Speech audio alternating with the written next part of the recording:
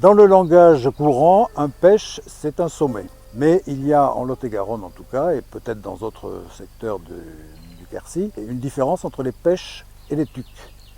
On appelle un pêche un sommet qui est relativement allongé, un sommet isolé qui est relativement allongé. On appelle tuc un sommet dont l'extrémité est relativement pointue.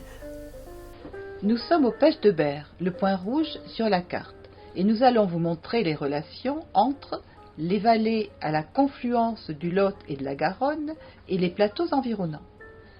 Cette carte géologique simplifiée, d'après la carte au 1/50 millième du BRGM, a pour but de vous présenter les différentes strates.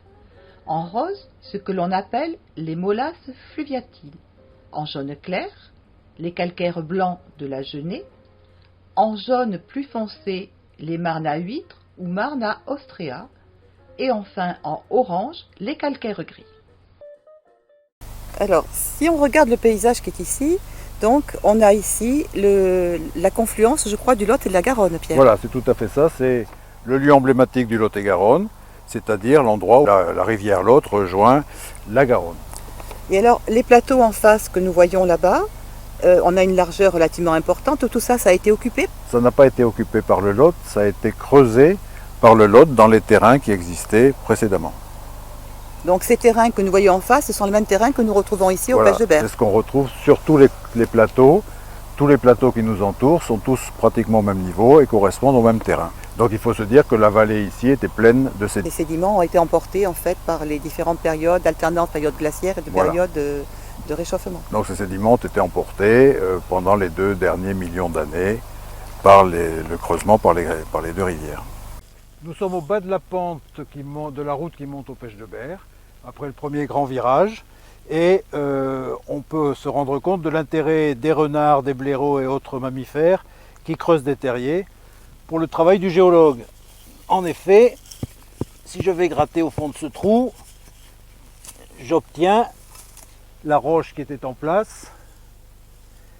Cette roche-là, on pourrait penser à une roche calcaire. C'est une roche qui est relativement résistante, mais qui se brise facilement à la main.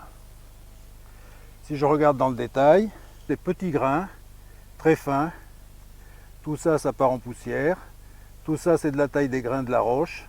Alors il y a un peu de calcaire à l'intérieur qu'on pourrait voir si on mettait de l'acide chlorhydrique. Si on mettait un acide dessus, ça ferait de l'effervescence.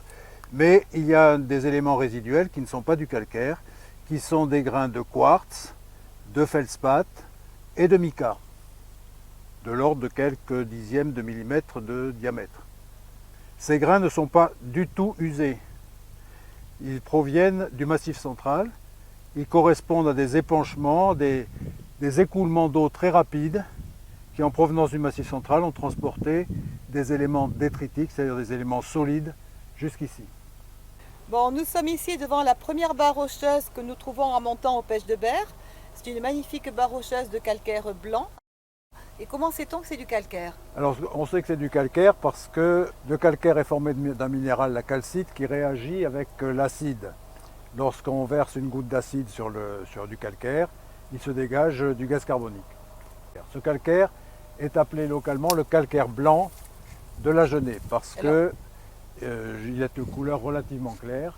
La calcite, au départ, quand elle est pure, est de couleur blanche. Et comment expliquer la formation de cette barre rocheuse? On peut dire qu'elle s'est formée dans un milieu lacustre, climat chaud et humide, comme on trouve actuellement dans toutes les zones intertropicales. On trouve à l'intérieur quelques fossiles de limnés et de planorbes, qui sont des escargots d'eau douce que l'on trouve encore aujourd'hui et qui ne vivent qu'en milieu lacustre.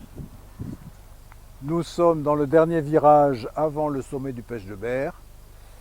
Et on constate que la pente naturelle du terrain, que l'on voit ici à gauche et dans la suite à droite, sans tenir compte du talus de la route, est moins inclinée que ce qu'on avait sur la corniche calcaire précédente.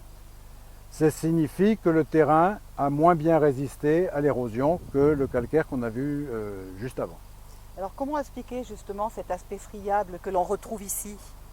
Alors cet aspect friable, c'est parce que les minéraux ne sont pas fortement cohérents les uns aux autres. On a 2 sortes de matériaux. Comme précédemment, on a du calcaire on a des petits éléments de calcaire. Donc ça indique, ce qui indique, comme on l'a vu tout à l'heure, un climat chaud et humide. Mais également, comme on peut le voir ici, quand on mouille le terrain, on a quelque chose qui devient pâteux, quelque chose qui devient facile à travailler, à écraser, c'est de l'argile. L'ensemble On a un mélange en fait d'argile et de calcaire. L'ensemble d'argile et de calcaire, c'est ce qui constitue une roche particulière qu'on appelle la marne. La marne.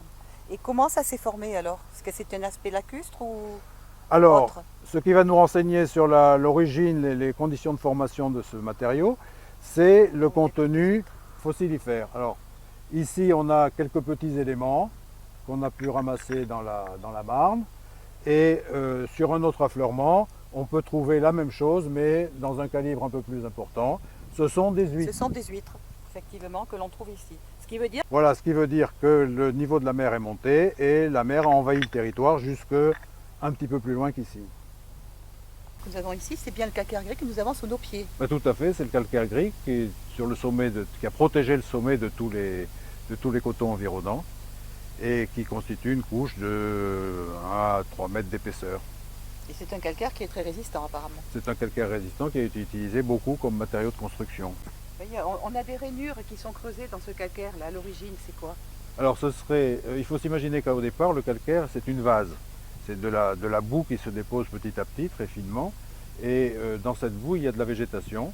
Les canaux que l'on voit ici, qui sont les traces, les vestiges de l'ancienne couverture végétale.